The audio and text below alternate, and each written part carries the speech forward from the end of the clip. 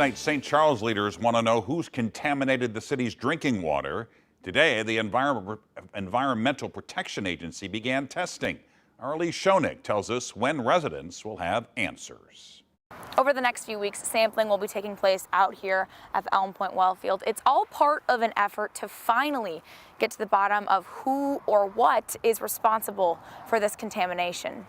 We want to investigate where that's coming from because the EPA believes the polluter pays. The city of St. Charles has now had to close 5 of its 7 wells over contamination concerns. Honestly, we are concerned who this contamination is coming from, what they're going to do to clean it up, and then how they're going to pay to protect our water. For residents like Kara Elms, it's been a long time coming. Our water's always been pure and clean, and all of a sudden now it's contaminated.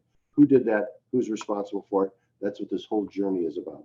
Mayor Dan Borgmeyer says Ameren, Missouri is responsible for this contamination and the cleanup. But Ameren, Missouri says further testing, which is what the EPA is now doing, is needed to identify the source.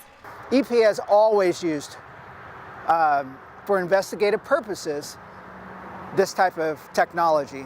To investigate, the EPA is using a testing method called direct push technology, something the mayor feels isn't good enough. We feel that the testing is very superficial. But EPA project manager Clint Sperry says their investigative methods will get residents answers. Instead of just putting an actual monitoring well in the ground that sits there and it doesn't move, I mean how do you know where the contamination is coming from if you don't do some sort of investigation? Sperry says they'll know who is responsible for this mess within 30 days. For now, residents anxiously wait to hear what the fate of their water will be. It's time to get hard hitting. We're going to hold those people responsible. In St. Charles, Elise Schoenig, 5 on your side.